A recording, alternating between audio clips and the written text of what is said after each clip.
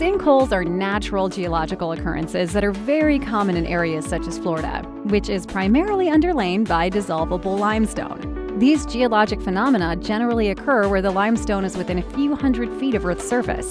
As rainfall permeates through the soil, it absorbs carbon dioxide and reacts with decaying vegetation, creating slightly acidic water. That water moves through voids and cracks underground, slowly dissolving limestone and creating a network of cavities, fissures, and voids.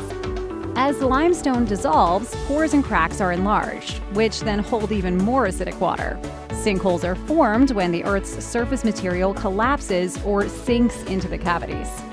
These specs often call for at least one or a combination of the following: cement compaction grouting, polyurethane grouting, and underpinning with push piers or helical piers. In this video, we will discuss a common repair specification, starting with cement compaction grouting, underpinning and foundation lifting with piers, and polyurethane grouting. The cement compaction grouting method of sinkhole repair caps and seals the limestone surface, fills and seals voids, and recompacts loose or weak soil, resulting in increased soil-bearing capacity.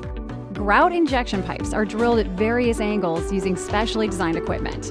After the injection pipes are installed to the required depth, the grout is injected under high pressure using specially designed pumping equipment. The grouting process progresses in stages within each injection pipe, using the bottom-up method. This method starts at the bottom of the grouting pipe, situated on competent material, and progresses upward. Structural movement and grout line pressures are continually monitored during the injection process.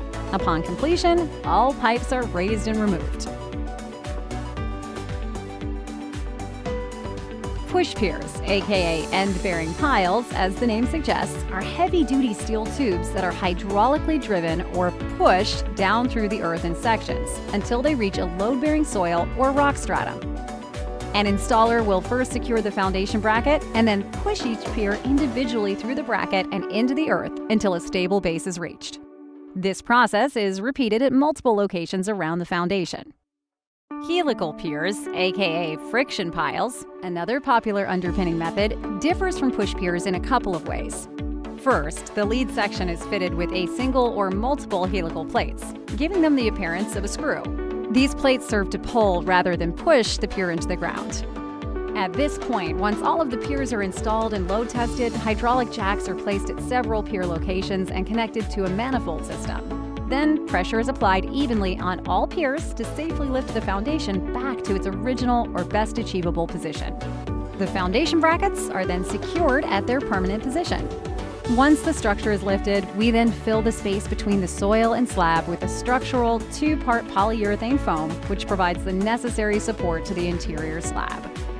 For more information on sinkhole remediation and foundation repair, please visit us at foundationprosfl.com.